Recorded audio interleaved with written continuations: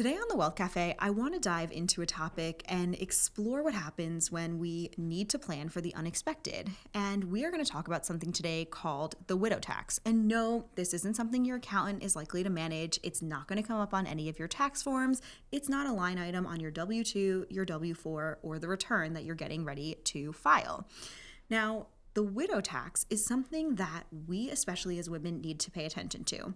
This conversation is going to be beneficial regardless of your gender, how old you are, and something we all need to be prepared for. However, as women, we, statistically speaking, tend to live longer, so this potentially has more of an impact on us. Now, I am going to break down today for you what the widow tax is, what the impact can be on our financial status, and also what we can do to help prepare and mitigate for this, because as we know, not everything is going to plan out like the Notebook. We are not all going to magically die at the same time like Allie and Noah did.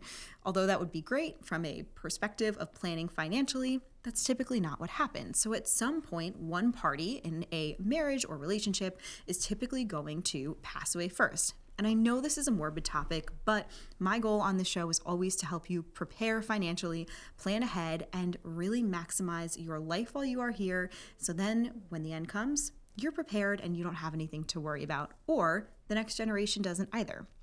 So let's start today by breaking down what the widow tax is.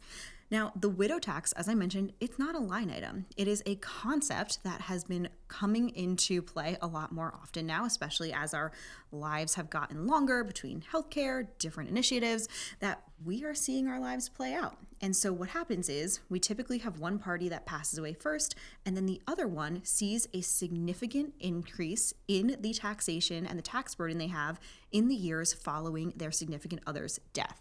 Now, this mainly applies to people that are married from a tax perspective. And I'm going to break down for you all of the different areas where we typically see this tax jump happen. Now, the first of which is your tax filing status changes. You were once married filing joint, and now you are filing as a single household. And this changes, as we know every year, the tax brackets change. You can go onto the IRS website and see how it will impact. Now you are filing instead of the married filing joint, you are single, and how much income you are pulling is going to change. Yes, you will see a drop in the amount of income you are pulling because you won't have the other person's Social Security. You may not have their money being pulled out of their 401k or other payments that they were receiving. But in many circumstances, sometimes Social Security is the only drop off that we see because your spouse had something like an RMD or other payments coming in where you are also now going to be the beneficiary of this income. So your tax bracket is going to change, and you may see yourself in a higher tax bracket even if your income hasn't significantly changed. The second thing that we see happen is your standard deduction is shrinking. You, instead of having two people's worth of standard deductions, you now just have one as a single person. And during retirement, a lot of people are already losing so many of their standard deductions. They don't have their kids in the house anymore. Your house is typically paid off, so you don't have your mortgage deduction on there, and certain other things are impacting where you don't have as many deductions to begin with. So to lose another person and their deduction can have a big impact on the tax bill that you are going to see. Not only are you going to see your tax bracket being affected and just your bottom line, but you're also going to see how much you are paying in terms of medical premiums increase because now your income looks as though it is significantly higher. You're going to see how much you're paying on the taxation of Social Security and Medicare to be higher. A lot of us just think of the bottom line. Okay, wow, that stinks. I'm going to be now moving from a married filing joint tax bracket. You've also lost your significant other, and that is a hardship in itself and all of the different complexities that come with that, additional expenses.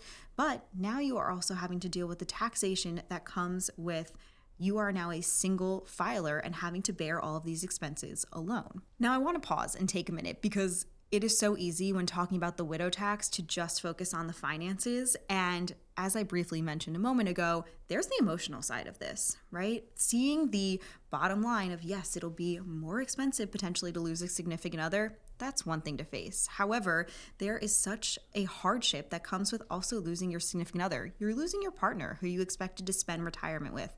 You're losing that person that you thought you were going to go take vacations with, travel the world, go visit your grandkids, maybe play a lot more pickleball with. And that is a hardship in itself.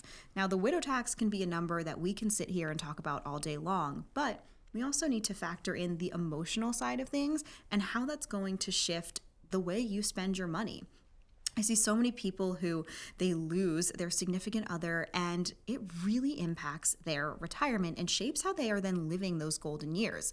They stop taking the trips that they want to spend, and so money starts to pile up. They may even actually see an increase in their medical expenses because the person that they used to go on a walk with every morning is now gone, and so their health has started to deteriorate. There are so many studies out there that show that when one spouse dies, another will quickly follow because they lost their person and that significant other, which is another impact all in itself.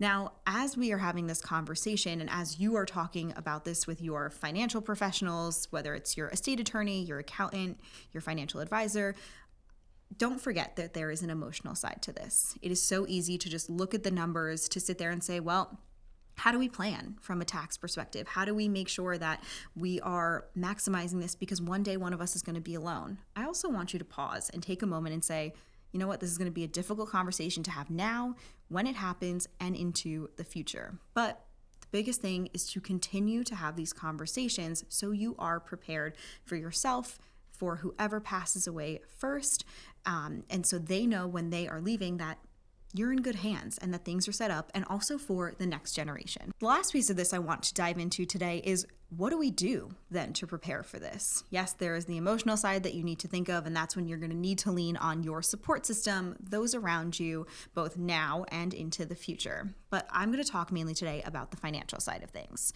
The first of which is really maximizing that window when someone first passes away. And this is incredibly difficult. You've now just lost your significant other, this person you were going to spend your life with, or the rest of it. And it is really difficult to then make sure you're maximizing this time period, and we call it the widower's window. And you have that rest of the year where you need to do things like maximize how much you are doing in terms of a Roth conversion.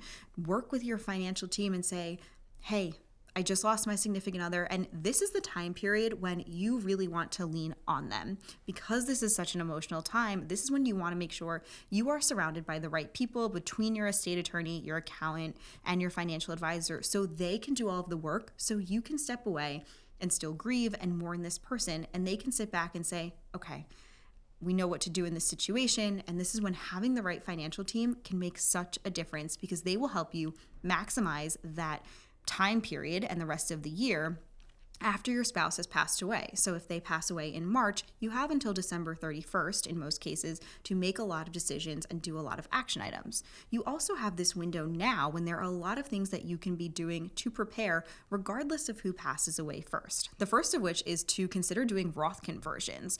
This is an important thing to look at, because when you are changing tax brackets, when you go from that single or from that married filing jointly to that single, you are then seeing that change. And so doing a Roth conversion now, it gives you more time and more runway to sit here and say, how much do we want to convert each year? What makes the most sense, rather than scrambling and trying to do it all in the year that that person passed away. This allows you to have strategy, to even take advantage and have lower tax brackets and tax bills now and into the future. So this is a great conversation to be having with your advisor. The other upside of doing a Roth conversion is that you are eliminating RMDs.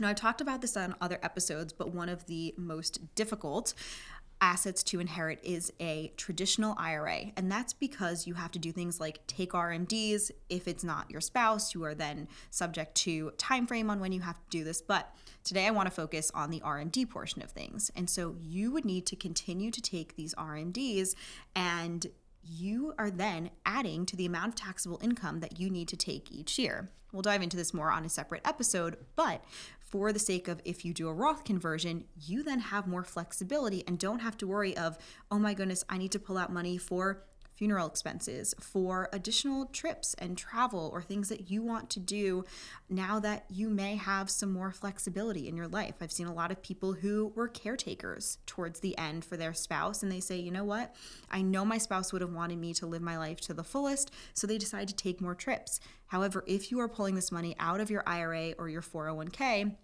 or the one you inherit from your spouse, this is now going to add significantly to your taxable income, especially if you are in that single filer bracket. The other thing to make sure that you are doing and planning for is estate planning. Yes, it is such an essential thing to be doing while your spouse is still alive, but what I see so many widowers do is that their spouse or significant other passes away and they don't go in and update their estate plan.